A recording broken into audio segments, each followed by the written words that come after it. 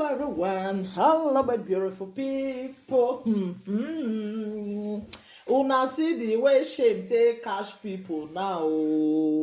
The Oni of Ife, a queen, Naomi, don finally born. No, he don finally born baby boy. Yo, my people. Oh. Mona congratulate her because her name don go viral. People don talk different things follow her. Say that money she come shop, she no wan born for the king. Oh, na money na she come shop. Oh, they don talk different things follow her. But today unko shame don catch people. Oh, she don finally born boy. Oh, the heir apparent to the throne, she don finally born am. Abeg make una come congratulate am. Oh, una see the way shame take catch people now. Una see the way shame take catch people. Oh, who never hear make e hear am. Oh, the queen Naomi don finally born. Oh, una know say people talk different things that period. They said she come chop money. Na so she with him mama dey stay there. Na so that they use the king. Na so that they do this one. They talk different things. Follow them, you know. But today now, she don finally born. Oh, she don born baby boy. Like seriously,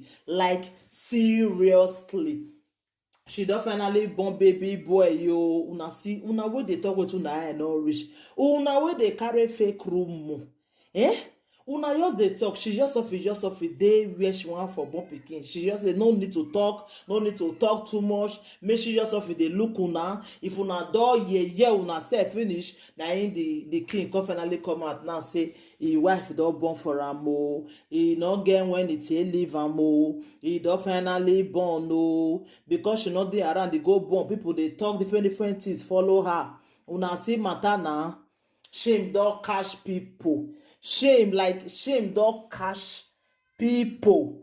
As they take gossip her name, as they take spoil her name, as they take talk so many things follow her. And you see that their guide wey be say that their whether na gate man I go call am, abi the guide, I no know wetin I go call am, wey go dey talk different things. Shebi I hear say they don cash up that one now.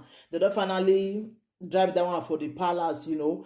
So I am so happy for Queen Naomi. I am so happy for you, like seriously. I am so happy for you, because e no easy. This is congratulations, like congratulations. I am so happy for you, like seriously. I am so happy. People wey first talk go, they will see talk come back now, come see her now say you don finally born. Oh, shame don catch them. Oh, because una no go understand.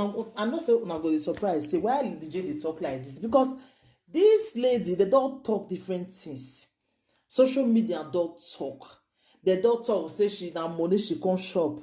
She no love the king. Oh, na so with him mama dey use am. Oh, na so with him mama dey do this. Oh, na so they wan shop him money. Oh, na so he say no dey marry again. Oh, they don talk many things. Say she no wan born boy, and na because of the king need baby boy na make him marry am now. Na she no wan even born for am sef, even though na girl sef.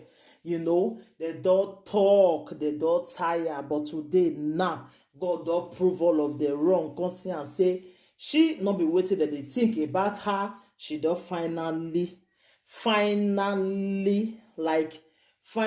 born the heir apparent to the throne. Like seriously. I bet Mona me congratulate her. You know, easy. Mona me congratulate her. Congrats once again. I am so happy for you. I am so happy for you. Una wey dey carry fake rumor, abeg more na dey hear things well before una dey carry, because many people don talk. Many people don talk wetin their eye no reach. Many people don talk different things follow this woman. But today now, God don do am. She don finally born boy. I am so happy for you. Congratulations. Congratulations. Congrats once again. I beg, Mona help me leave una comment. Mona help me congratulate her because e no easy. Na so shame go take dey catch our enemy dem. Na so we go take dey prove dem wrong. If dem dey talk different things follow us, you yourself know say you no be like that. So you no go just talk, you just like keep quiet, dey look dem, let dem talk, let dem blog, let dem talk different things, but you know say no be wetin you be, you understand. So because people don talk, like people dey really talk different things, say she no wan born, she just come chop money, she dey look herself say she too young, she never wan born now, she never wan do anything now. They don talk different things follow her, you know. They say because say she tell the Ooni of Ife say she no wan born for now, say she wan for now, say she still young, she never wan born any pikin for now. They don talk different things, you know. But today, you know, today she don born the heir apparent to the throne. Like seriously, my people, you know, she don finally born. Una dey see matter. People wey fit talk go now, all of them now go shortalize. Now wetin una go talk now? How una reason una sef now? Wetin una go come talk now? Una don already see her now say she don finally break record. Like she don finally put her enemy to shame. Like her enemy now, they go dey cry now because they no expect am. They no expect am say the baby go come so fast like this, you know. They no expect am.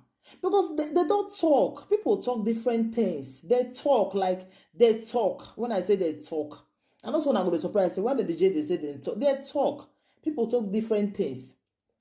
They say she no want born for now. She dey look herself, say she too fine, she too young, she never want born baby for now. They say with him mama they stay with them. Now so now whether na they marry the king or na him mama they not come know. Say anything when the king buy, now they buy for him mama. Say that they use them, they no want born, she no want born now. You know they talk different things, but they don't even know say she get belly as they talk. You see matter?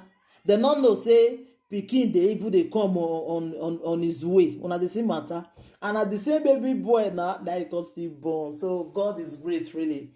Like God is really great. I am so happy for her. I am so happy for the queen. So you Mona help me congratulate her. At least the other girl with the other queen fair born, you don't get brother now. So thank you everybody. Take care till I come your way next time again. And remember your one and only Lady J. If you have not subscribed, what are you waiting for, my darling people? Go and subscribe. Bye, and share this video for me.